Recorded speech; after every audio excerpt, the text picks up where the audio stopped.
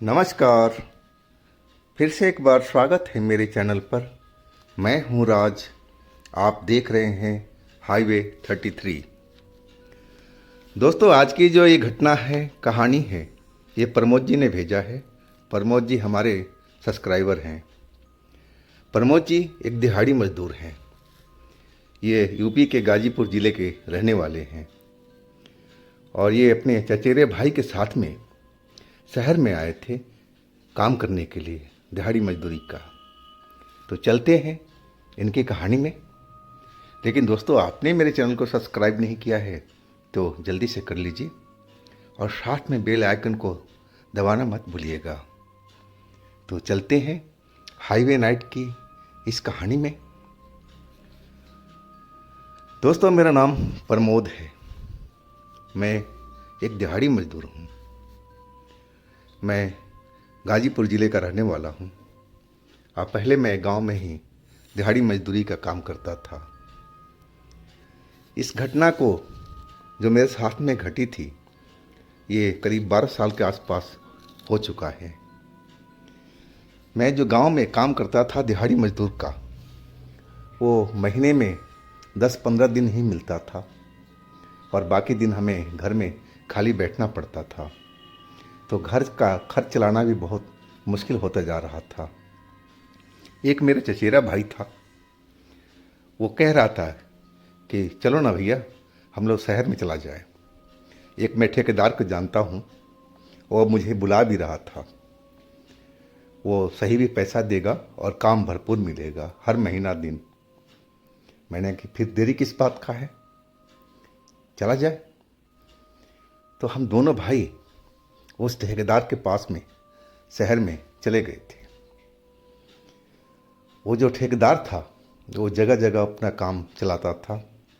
मकान बनाने का, दुकान बनाने का, फैक्ट्री बनाने का, कई साइट पर काम चल रहा था उसका। अब वो हमें दोनों भाइयों को एक नई साइट पर ले गया। वो नई साइट एक हाईवे के बगल में थी। एक गोडाउन बोल रहा था कि यहाँ बनेगा।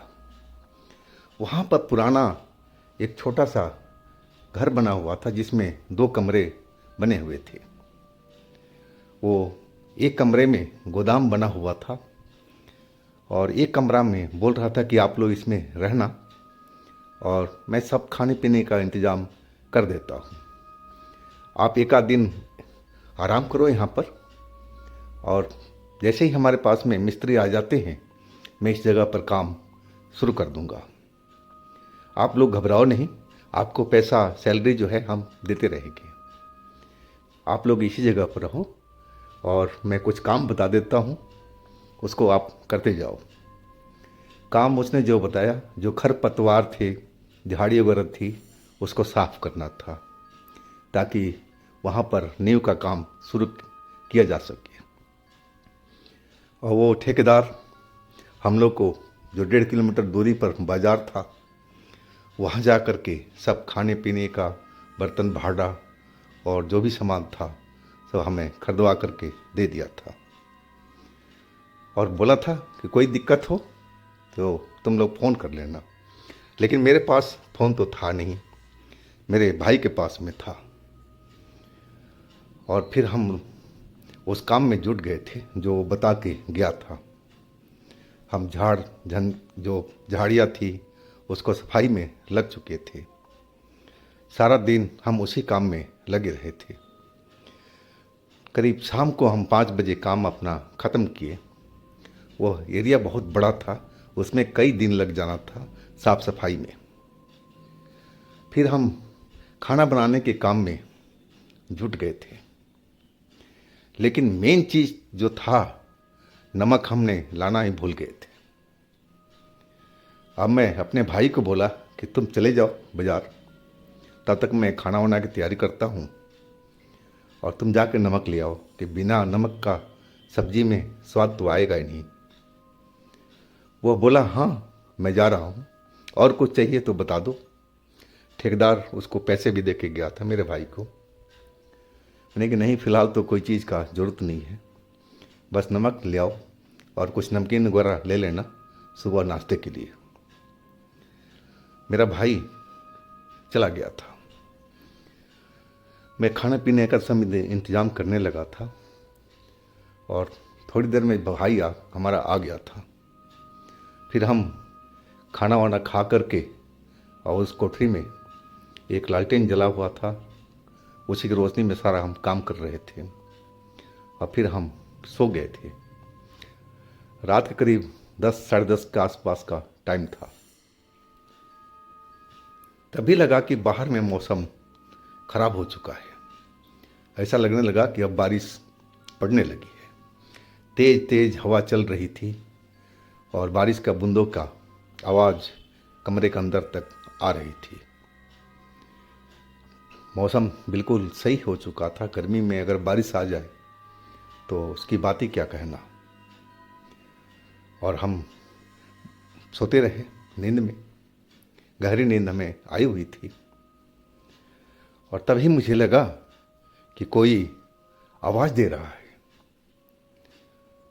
मैं तो एक बार अनसुनी कर दिया। मैं अपने भाई की तरफ देखा, वो सोया हुआ था। तो आखिर इतनी रात में और इस खराब मौसम में कौन भला आकर के हमें आवाज़ देगा। पहले तो मुझे विश्वास ही नहीं हुआ। मुझे लगा कि शायद मैं कोई सपना देखा था, उसमें आवाज़ आ रही थी। लेकिन थोड़ी देर में ही किसी औरत की रोने की आवाज़ आ रही थी कमरे की बाहर से। और जो औरत रो रही थी, सिसकियाँ ले रही थी कभी कभी और कभी थोड़ा ज़ोर से रोना शुरू कर देती थी। मैं कुछ पल तो बस ऐसे ही सुनता रहा, देखता रहा, आवाज़ को आइडिया करता रहा और तब मुझसे रहा नहीं गया। मैं अपने भाई को जगाया। भाई बोला, क्या हुआ प्रमोद, क्या हुआ? यानी कि आवाज़ सुनो ज़रा बाहर में। दरवाज़ा हमारा बंद था। वो भी सुनने लगा। बोला, कुछ तो नहीं आ रही आवाज़। लेकिन उस टाइम ने उस औरत ने रोना बंद कर दिया था शायद, तभी वो आवाज़ मुझे भी नहीं सुनाई पड़ रही थी। फिर मैंने बताया कि भाई ऐसे ऐसे आवाज़ आ रही थी, सिसकियाँ कोई ले रही है औरत और ज़ोर से भी रो रही थी। और तभी फिर उसकी रोने की आवाज़ दोबारा आ गई। अब वो आवाज़ भाई को भी सुनाई पड़ गई। भाई ने भी सुना था। भाई कुछ पल तो एकदम चुप रहा, आवाज़ को सुनता रहा और बोला मेरे से कि देखो, इस सुनसान जगह पर बगल में हाईवे है और मुझे नहीं लगता कि यहाँ पर कोई औरत इस वक्त में आएगी। मुझे कुछ डाउट लग रहा है, कहीं आसपास में हमारे ये भूत प्रेत तो नहीं है। भाई सीधा ही यही बात छूटते बोला था। लेकिन मैं भूत प्रेत को कभी देखा नहीं था।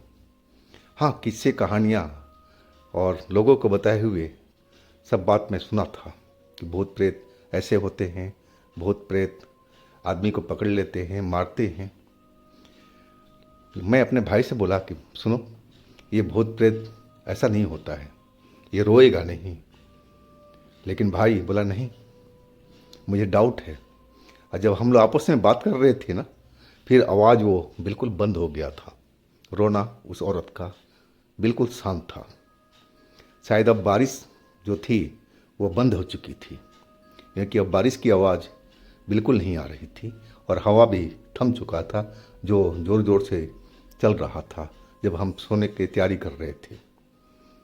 अब बिल्कुल शांत माहौल था और फिर हम सोने की कोशिश करने लगे। मेरा भाई तो सो गया था, एकदम आसानी से उसको नींद आ चुकी थी। लेकिन मेरी नींद जो थी वो उड़ी हुई थी।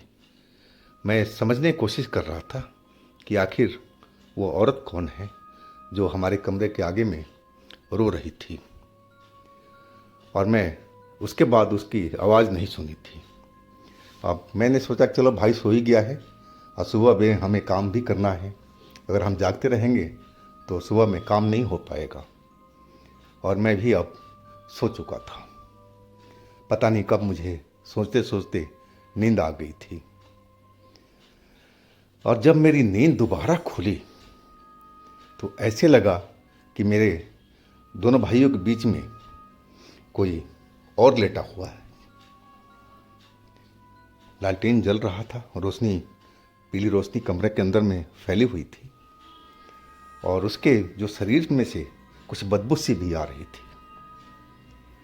मैंने जब पलट करके देखा करवट ले करके कि कौन है, मैं देखा तो मेरे तो जैसे चीख ही निकल गई थी। एक काली कलोटी औरत अब बीच में लेटी हुई थी। हम दोनों भाइयों के बीच में थोड़ा सा गैप था, यानी कि भाई ने अलग बिस्तर बिछाया था और मैं अपना अलग बिछाया था। अब बीच में थोड़ा गैप था और उन्हीं गैप के बीच में वो लेटी हुई थी। और जैसे ही मैं चिल्लाया था जोर से, वो औरत मिनटों के अंदर में उस जगह से गायब हो चुकी थी। भाई भी मेरी आवाज़ सुन करके अब जग करके उठ करके बैठ गया। बोला, क्या हुआ भाई, क्या हुआ? मेरे तो मुंह से आवाज़ ही नहीं निकल रही थी। मैं इतना डरा हुआ था, मेरा बदन थर थर थर थर काँप रहा था डर से। लेकिन मैं तो अपनी आंखों से यहाँ पर देखा था उस औरत को, काली कलूटी औरत को।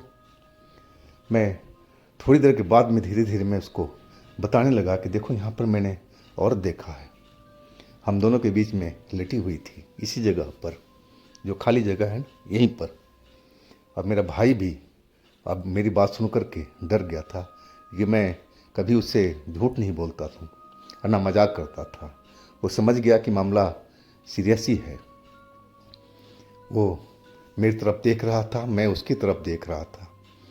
अब हम जो सोच रहे थे कि ये जगह बिल्कुल रहने लायक नहीं है, वो भी रात के टाइम में, जरूर यहाँ कोई भूतिया घटना चल रही होगी।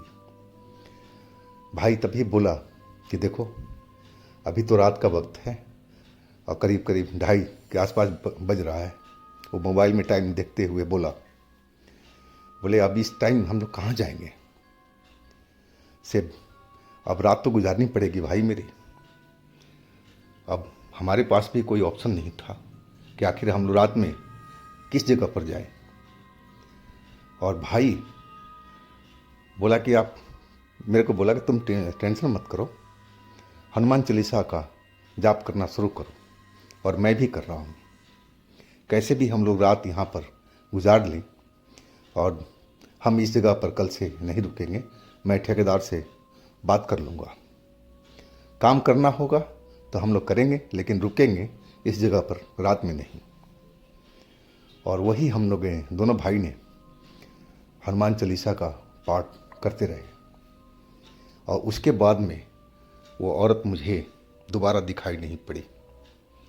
अब सुबह हो चुकी थी, लेकिन हम लोग बिल्कुल भी सो नहीं पाए थे दोनों भाइयों में। ना वो सोया था ना मैं सोया था। सारी रात हम डरे हुए थे और हनुमान चालीसा का जाप कर रहे थे।